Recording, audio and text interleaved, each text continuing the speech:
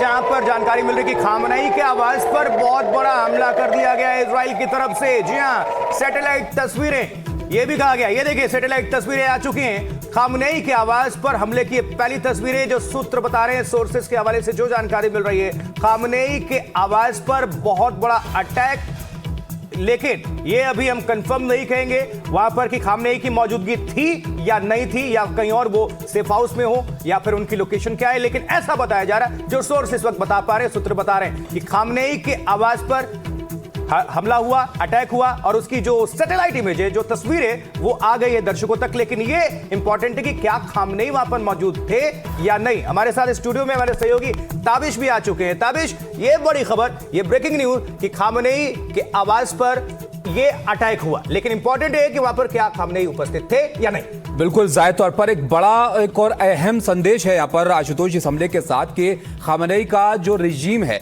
वो सीधे तौर पर यहाँ पर टारगेट पर है। अमेरिका पहले ही चेताता रहा है। आपको याद होगा, आपसे कुछ वक्त पहले जिस तरह का एक अंतर विरोध ईरान में देखने को मिला था, तब से ही ये रिजीम चेंज की चर्चा जो है वो तेज हो गई थी। और अब जिस तरह के हालात यहाँ पर बन गए हैं, अब सबसे बड़ा सवाल यही है कि खामनेई के नेतृत्व में कितने वक्त तक ईरान के अंदर शासन है वो रहेगा, क्योंकि अब आमने सामने की लड़ाई ईरान और अमेरिका इजराइल के बीच यहां पर छिड़ गई है। लेकिन जिस तरह से इसका दायरा यहां पर बढ़ रहा है, उससे एक और अंदेशा इस बात का है कि इसका वैश्विक स्तर पर एक बड़ा असर देखने को मिल सकता है, क्योंकि ईरान जिस जगह पर मौजूद है वहां से बड़ी तादाद में जो तेल का आयात है वो होता है, और इसका दुनिया भर पर असर पड़ेगा अगर ये लड़ाई जो है वो लंबी खिंचती है, जिसके पूरी तरह से आसार यहां पर देख रहे हैं इस वक्त। क्योंकि आसपास के जो तमाम मुल्क हैं जहां पर अमेरिका की सैन्य स्तर पर मौजूदगी है, उन तमाम जगहों को ईरान अब निशाना अभी से फुल फ्रेम में दर्शकों तक पहुंचा दिए। तस्की सुप्रीम लीडर है खामनेई, लेकिन ये इंपॉर्टेंट सवाल है, अहम सवाल है कि क्या खामनेई यहां पर मौजूद थे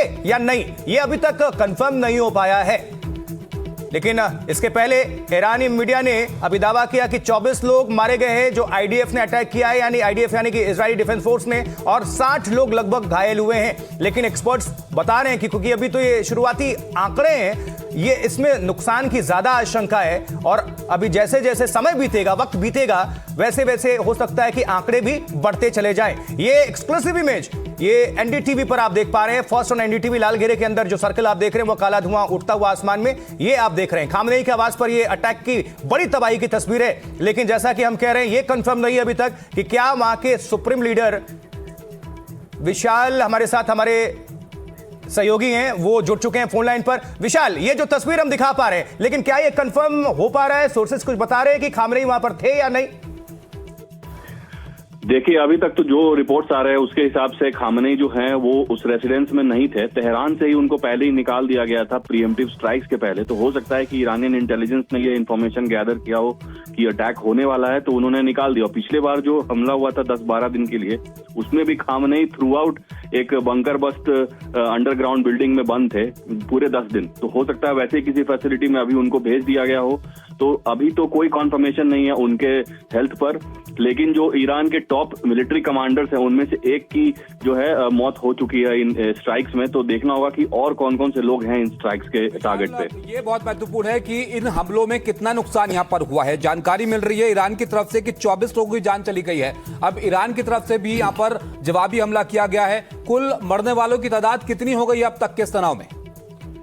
देखिए, जो इनिशियल रिपोर्ट्स हैं वो तो बता रहे हैं कि करीब 24, आपने सही बताया, 24 लोगों की जान जाने की खबर आ रही है। और ये 24 के 24 शायद हो सकता है कि एक स्कूल के स्टूडेंट्स हो सदर्न ईरान में।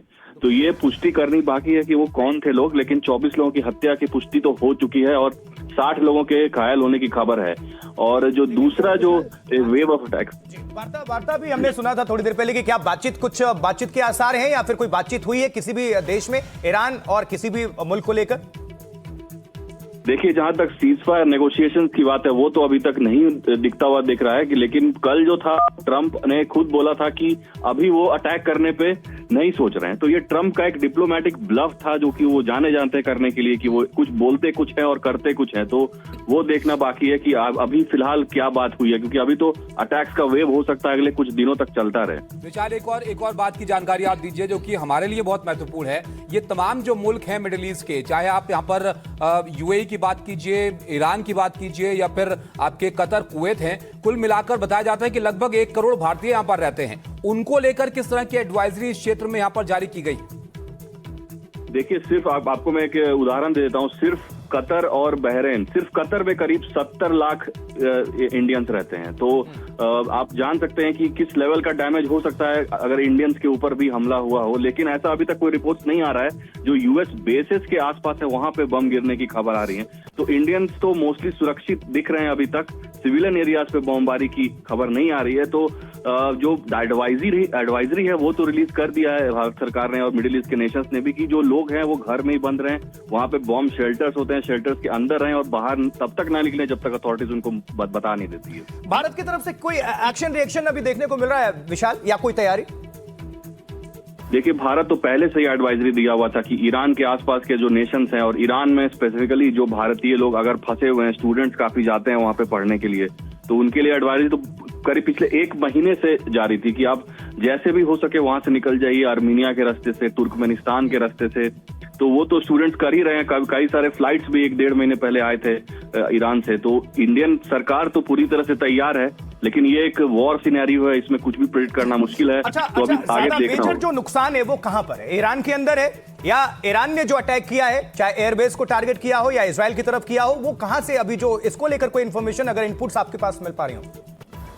देखिए, अभी तक तो इनिशियल रिपोर्ट से ही पता चल रहा है कि ईरान के ऊपर ही ज्यादा हमला हुआ है। और 5 जो टॉप जगह है ईरान के रजीम में, सुप्रीम लीडर का ऑफिस, मिलिट्री ऑफ इंटेलिजेंस की ऑफिस, डिफेंस डिपार्टमेंट की ऑफिस और एक और कॉम्प्लेक्स है जहां पे अंडरग्राउंड बॉम्ब बनाया जाता है। तो ये 4-5 जो टॉप ठिकाने हैं ईरानियन रजीम के, उन पे हमला किया गया है। जबकि दूसरी साइड इजराइल पे जो हमला हुआ है वो तेल अवीव के आसपास बॉम्ब गिरा है, वो सिविलियन एरियाज पे गिरा है।